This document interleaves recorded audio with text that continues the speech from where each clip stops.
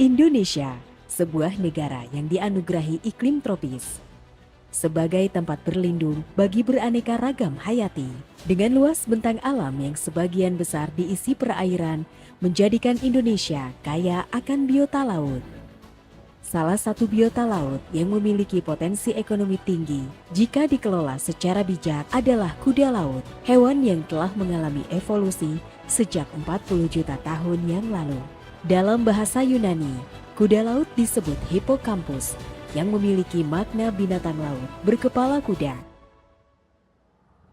Di Indonesia sendiri, kuda laut dikenal dengan sebutan tangkur kuda yang merupakan salah satu jenis ikan laut kecil yang berbeda dengan jenis ikan lain. Kepala kuda laut mempunyai mahkota dengan tubuh cenderung pipih dan melengkung. Seluruh tubuhnya terbungkus oleh semacam lempengan-lempengan tulang atau cincin-cincin. Mata kecil dan sama lebar, mempunyai moncong, ekor yang lebih panjang dari kepala dan tubuh, yang mampu mengaitkan ke benda di sekitarnya untuk bertengger. Sirip dada yang pendek dan lebar, serta sirip punggung yang cukup besar yang menjadikan kuda laut tampak eksotis.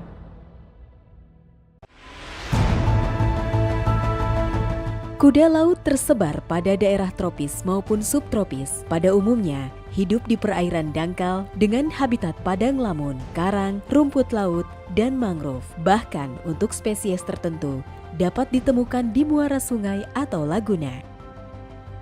Sebagian kuda laut hidup pada zona litoral, yaitu perairan lepas pantai yang berada di antara pasang tertinggi dan terendah, serta tempat penetrasi bagi cahaya matahari yang dapat mencapai hingga dasar perairan. Penyebarannya meliputi pesisir Samudra Hindia dan Pasifik sampai Kepulauan Hawaii dan Jepang. Di Indonesia sendiri, penyebaran kuda laut merata di berbagai kawasan konservasi di Indonesia.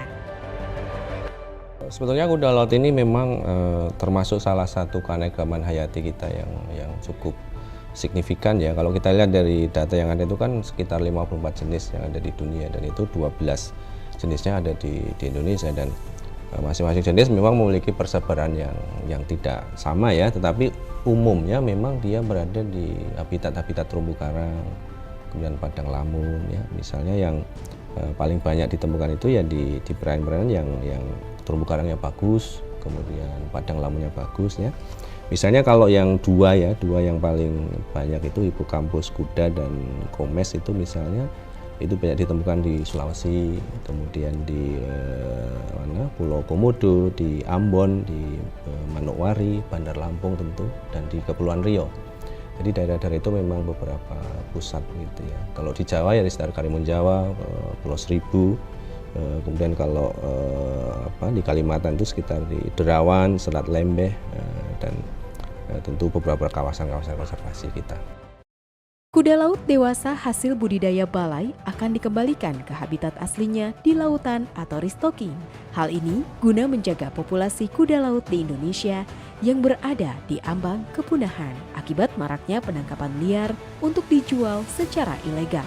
Mengingat kuda laut dapat dimanfaatkan sebagai bahan dasar obat-obatan tradisional yang diyakini dapat menyembuhkan beberapa penyakit. Setiap tahun, sejumlah 20 juta ekor kuda laut kering dan ratusan ribu kuda laut hidup ditangkap dan diperdagangkan oleh 40 negara, termasuk Indonesia.